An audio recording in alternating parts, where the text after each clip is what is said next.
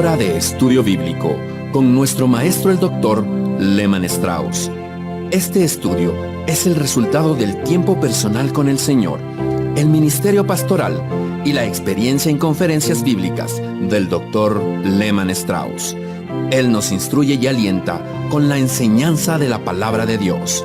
Ahora, el Dr. Strauss.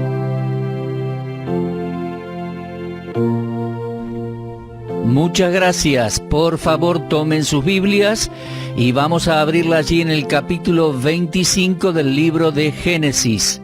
Como recordarán, queridos oyentes, hemos estado repasando en estos últimos programas acerca del libro de Génesis.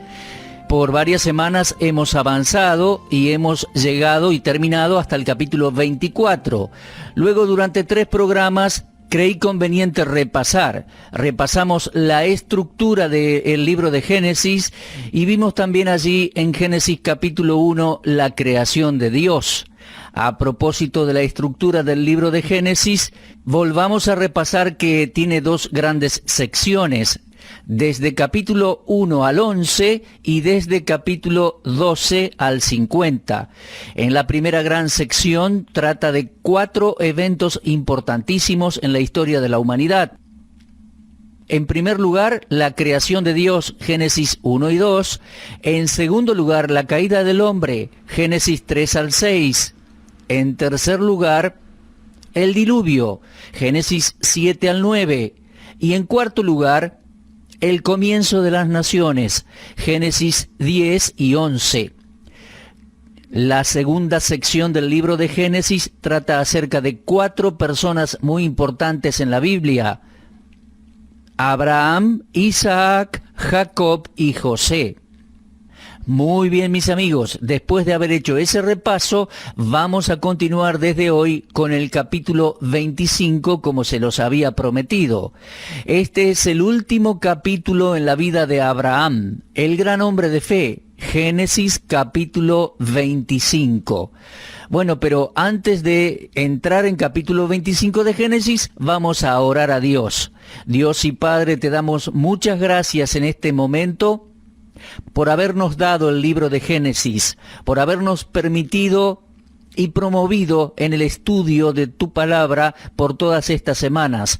Ahora, Señor, vamos a avanzar y, por supuesto, necesitamos que tú nos des entendimiento, nos ilumines espiritualmente para comprender tu palabra y aplicarla a nuestras vidas. Señor, ilumina la vida de cada oyente, los jóvenes, los maduros, los ancianos, las señoras en sus casas, los hombres allí en la oficina, en el taller, en sus automóviles. Señor, necesitamos oír tu voz, queremos aprender del libro de Génesis. Pedimos tu bendición entonces en el nombre de Cristo. Amén. Bueno, como les decía, llegamos al capítulo 25 de Génesis y trata sobre la vida de Abraham. Este capítulo es variado con cosas mezcladas. Aquí tenemos el casamiento de Abraham con una nueva esposa y en su vejez el nacimiento de 6 hijos. También tenemos las bendiciones de Abraham sobre Isaac. Después tenemos la muerte de Abraham y los comentarios respecto a Ismael y su posteridad. Luego Isaac entra en escena con Rebeca, su mujer, y el nacimiento de sus mellizos, Jacob y Esaú. Bueno, entonces tenemos mucho material en este capítulo 25 y vamos a considerar uno por vez. Para mí este es un capítulo excelente, muy rico, muy hermoso, lleno de significado. Es algo maravilloso ver a un hombre o una mujer de Dios, consagrados con sinceridad al Señor, avanzar los años y seguir sirviéndole. Le costó mucho hacerlo. Él había dejado su familia y su cultura allá en Ur de los Caldeos, y luego, después de muchos episodios en su vida, muchas experiencias con las personas y con Dios, vemos unos 100 años después casi a este mismo creyente haciéndose más fuerte todavía, caminando por la fe con la que había comenzado. Ese hombre fue Abraham. Una cosa es comenzar bien, mis amigos, y otra cosa es terminar bien. Muchos cristianos comienzan bien, pero no terminan bien, quedan al costado del camino. me hace acordar aquel versículo en Gálatas 5:7, donde Pablo dice: vosotros corríais bien, ¿quién os estorbó para no obedecer a la verdad? He escuchado de muchos cristianos, y algunos de ellos ministros, siervos del Señor, que se involucraron en errores, en pecados, ministros que han sido retirados de la congregación, que han terminado su viaje terrenal sin poder continuar sirviendo a Dios.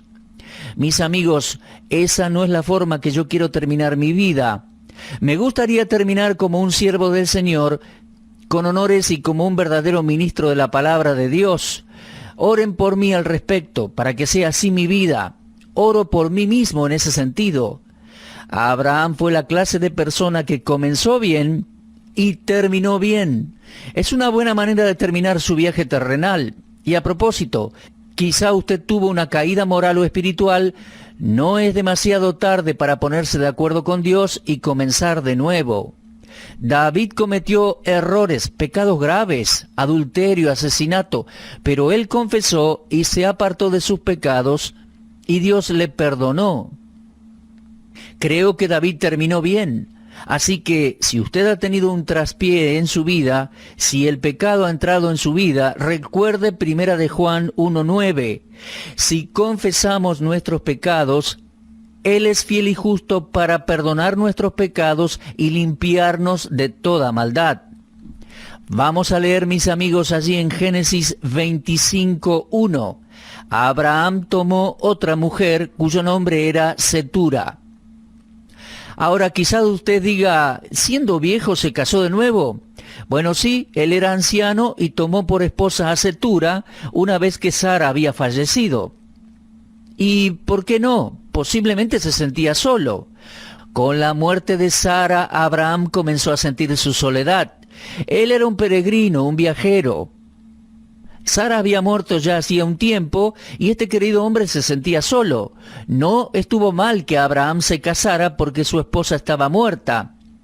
La muerte en realidad disuelve la relación matrimonial, le pone un fin.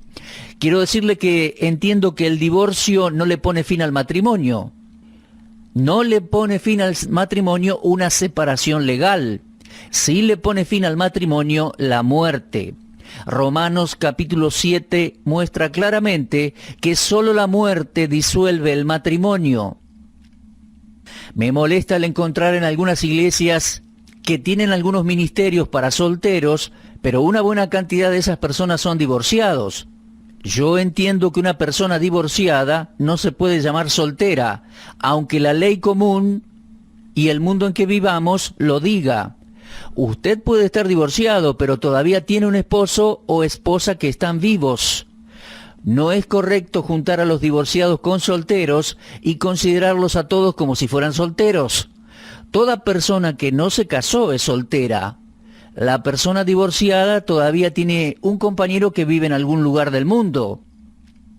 Sé muy bien que algunos tribunales conceden el divorcio, pero desde el punto de vista de Dios, solo la muerte termina con la relación matrimonial. Por lo tanto, Abraham no hizo nada indebido.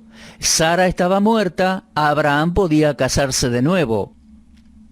Yo no doy demasiada importancia al significado de los nombres de personas en la Biblia, pero no dejo de reconocer que eso es bueno porque los nombres son importantes y el Espíritu Santo dirigió la escritura de la palabra de Dios.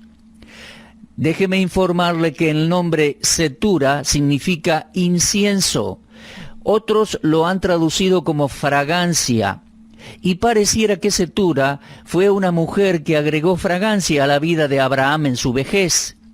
Obviamente ella debe haber sido más joven que Abraham porque le dio 6 hijos. Parece ser que ella fue una mujer a quien Abraham necesitaba en su vejez y en la soledad de esos años. Ahora, un hijo de Dios puede llegar a sentirse solo, pero en realidad nunca está solo porque el Señor está siempre con los suyos. Él dijo, no te desampararé ni te dejaré. Y estoy seguro que Abraham estaba consciente de la presencia de Dios, pero desde el punto de vista humano y físico y afectivo, obviamente que había soledad en la vida de Abraham, y siendo anciano, él se casó con Cetura. Es interesante observar que él tuvo 6 hijos con esa mujer. El versículo 2 dice, la cual le dio a luz a Simram, Joksán, Medán, Madián, Isbac y Sua. No he podido encontrar esos nombres en la Biblia, excepto 2. Sua era padre de Bildad Suita, relatado en Job 2.1, o al menos tenía el mismo nombre. Y también sabemos que Madián fue el padre de los madianitas, los cuales eran enemigos de Dios. Llegaron a serlo. En Jueces capítulo 6 leemos versículos 1 al 3. Bueno, aquí tenemos 6 hijos de Abraham en su ancianidad. Debe haber existido una división entre estos 6 muchachos e Isaac.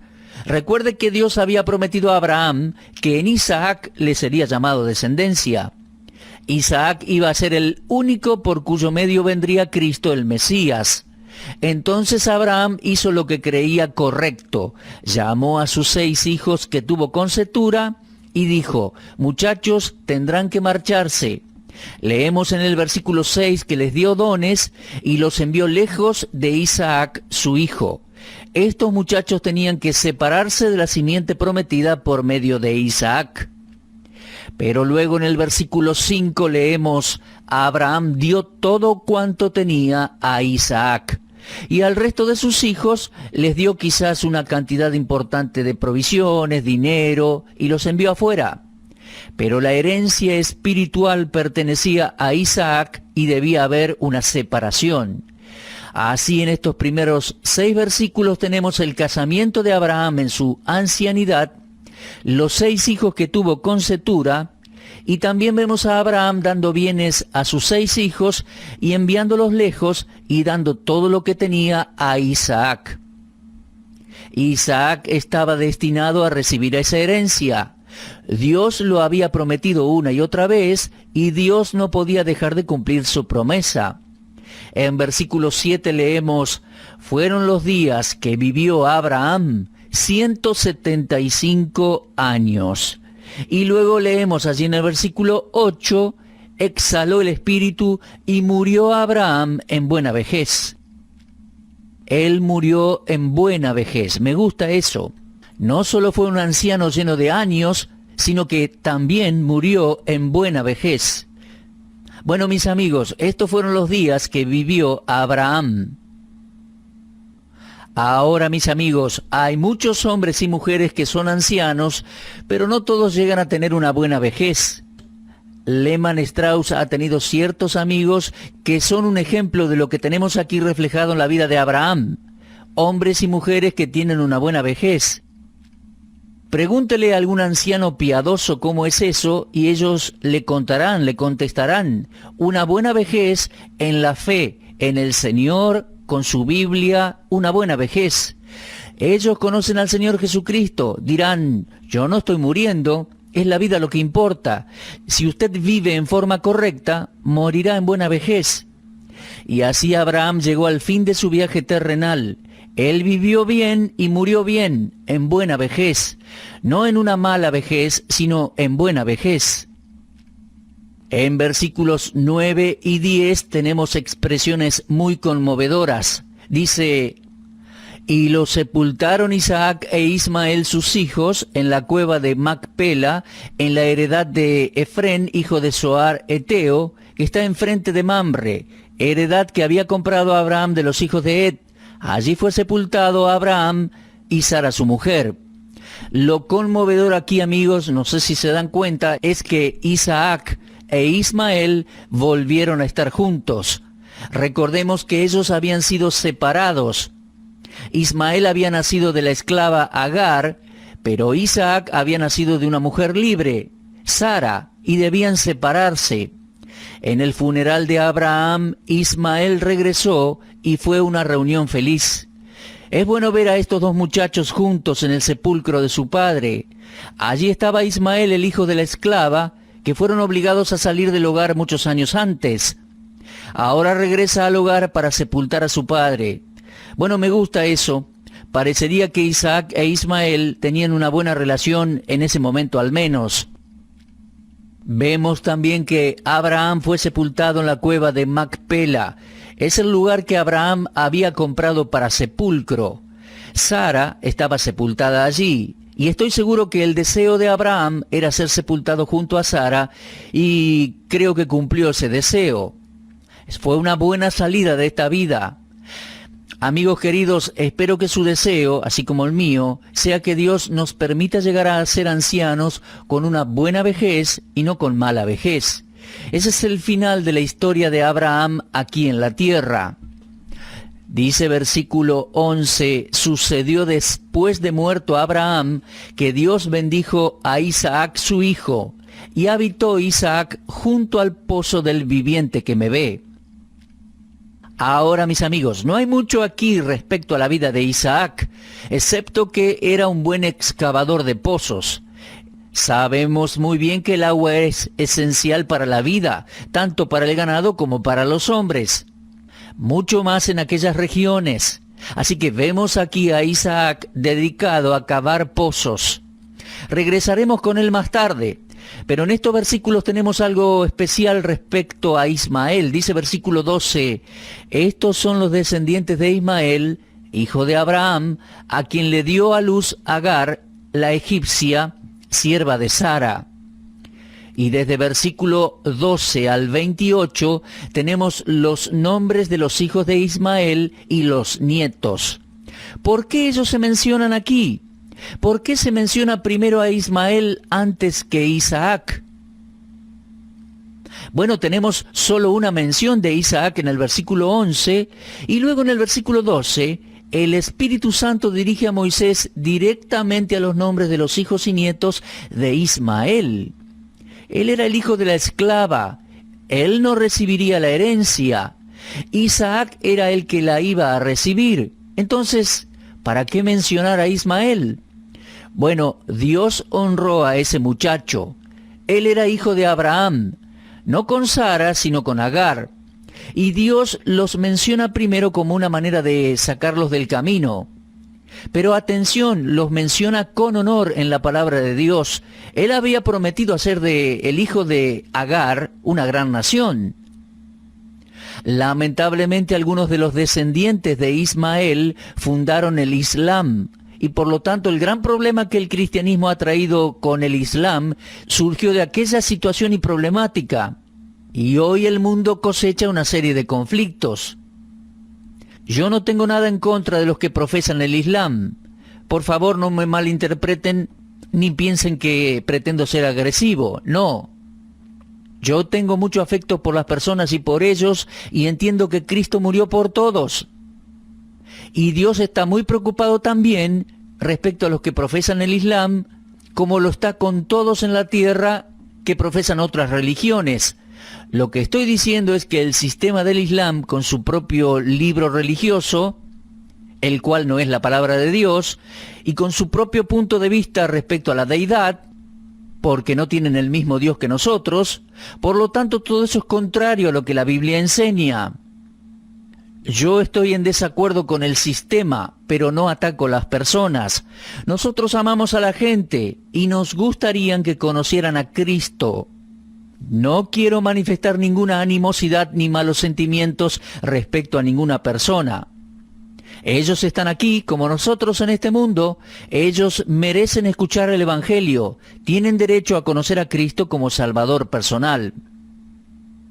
A lo que yo me refiero y muestro mi disconformidad es al problema del Islam, que ha sido un gran obstáculo para el avance de la causa de Cristo y del Evangelio a nivel mundial. ¿Cuál fue la razón, la raíz? El niño que nació de la esclava con el nombre de Ismael. Bueno, y aquí están estos hombres, estos nombres. Fíjese versículo 18. Habitaron desde Ávila hasta Sur, que está enfrente de Egipto, viniendo a Asiria. Estas dos naciones no han sido muy amistosas para el cristianismo. No estoy diciendo que no haya cristianos allí. Tampoco estoy diciendo que todos los que viven allí estén en contra del cristianismo. Solo estoy diciendo que ellos nunca han tenido mucha simpatía hacia el mensaje cristiano y la libre divulgación del Evangelio. En el versículo 19 leemos así: estos son los descendientes de Isaac, hijo de Abraham. Abraham engendró a Isaac, y era Isaac de 40 años cuando tomó por mujer a Rebeca, hija de Betuel, arameo de Paran-aram, hermana de Labán, arameo. Y oró Isaac a Jehová por su mujer, que era estéril, y lo aceptó Jehová, y concibió Rebeca su mujer. Como Sara, Rebeca no podía tener hijos, no era fértil. La Biblia dice que era estéril, e Isaac hizo lo correcto, fue a Dios en oración, y Dios respondió su oración, y concibió Rebeca. Muchas veces la gente no busca la dirección de Dios en esos asuntos hoy.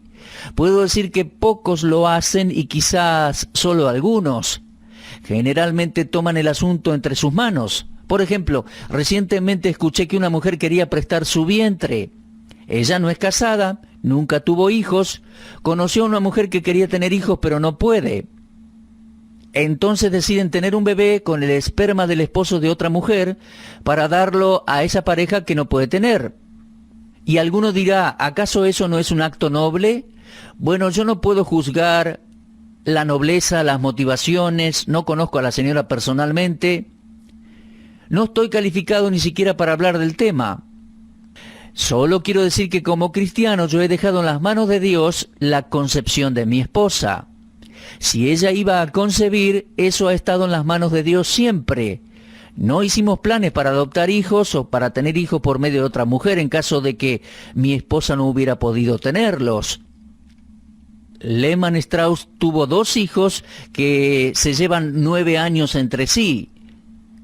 Y creemos que esa fue la forma en que Dios lo planeó.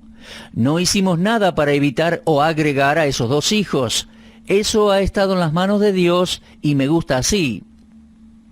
Y creo que ustedes, parejas jóvenes, casados, que todavía no pueden ser padres, deben leer esto y sacar una lección de esto. Dice, oró Isaac a Jehová por su mujer, que era estéril, y la aceptó Jehová. Concibió Rebeca su mujer. Bueno, aquí está un hombre de Dios que buscó la dirección del Señor respecto al importantísimo tema de tener hijos, traer hijos al mundo. Dios contestó su oración y nuevamente tenemos otra gran lección aquí. Dios es el autor de la vida. Dios puede dar o privar de fertilidad. Y como cristiano yo me he sentido satisfecho de dejar eso en las manos del Señor. Dios es el autor de la vida. Yo permito que Dios determine cuándo dará vida y creo que es Él también quien decide cuándo esa vida debe terminar. Bueno, mis amigos, finaliza nuestro espacio radial. Terminamos nuestro estudio aquí con este versículo para luego continuar en el próximo programa en la continuidad de Génesis 25. Repase, como siempre le digo, repase la lectura de este capítulo en su casa. Y hasta que nos volvamos a encontrar, bueno, Dios esté con usted. Amigos queridos, fortalezcanse mirando al Señor. Usted estuvo escuchando Hora de Estudio Bíblico con el maestro el doctor Lehmann Strauss. Si desea escuchar una vez más este mensaje, visite nuestra página en la internet www.bbnradio.org. Le dejamos la invitación para que el día de mañana nos acompañe aquí, en este mismo horario y punto del dial. Hora de Estudio Bíblico es una producción de BBN.